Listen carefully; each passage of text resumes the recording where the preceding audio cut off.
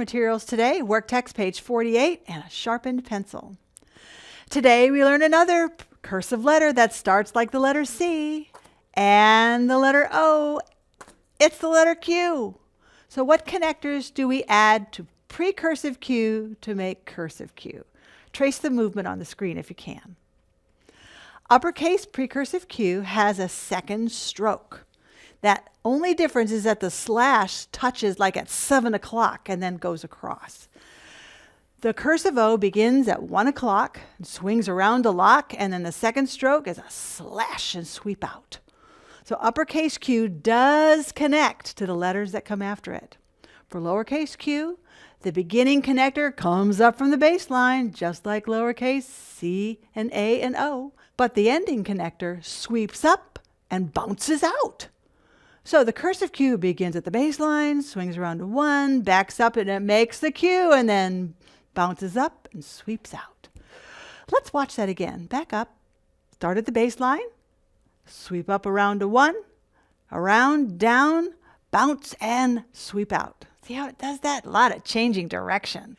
Both of these letters connect easily to other lowercase letters. Now, usually you don't lift your pencil until the end of the word, but the second stroke of the uppercase Q is the connector to the rest of the word. And then once connected, try not to lift your pencil until the end of the word. So let's take a look at a few connected words and see the difference. Queen Anne. In precursive, each letter is separated. In cursive, it's connected. Look at that. Even the uppercase Q connects to the next letter, which will always be a U.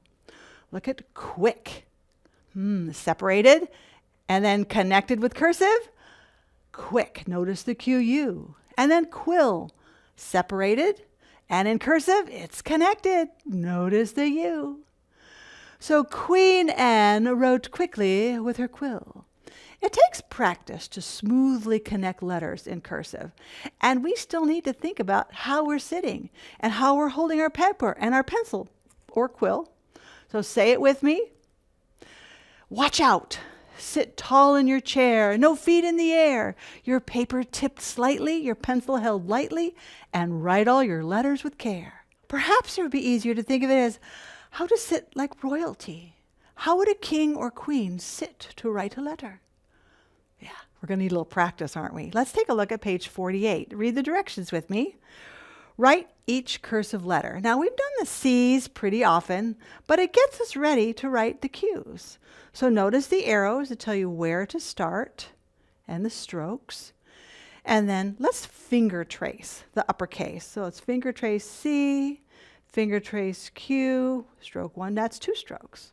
Now, using your best pencil hold, let's pencil trace the dotted lines and see how much they are alike. Start at 1 o'clock, come around. 1 o'clock, come around. Let's do the Q, uppercase. 1 o'clock, come around and lock. We don't curl. And then slash. Start at 1 o'clock, come around. Don't curl, but slash. Let's do another one. Okay, getting that flow, get the slash is kind of fun. Think of it like as the queen's protector with his sword. One more. Oh, I want to do one more because that one's not sitting. Kind of evaluate your handwriting as you're going. There we go. I like that one. Now for the lowercase.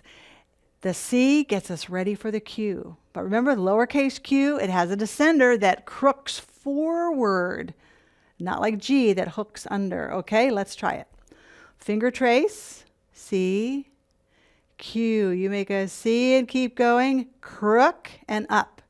Now, get your best pencil stroke, best pencil hold. Let's do the dotted lines. You know what to do. C, we know how to do that one. Now, let's take what we know and apply it to the Q.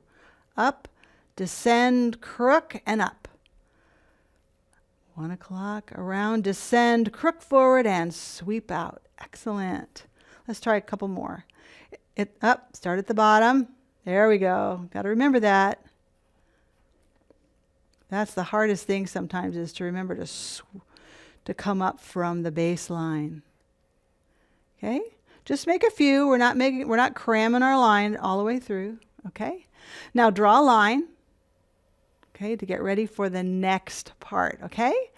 Write 2 of each on each line, uppercase, lowercase, uppercase, lowercase, okay?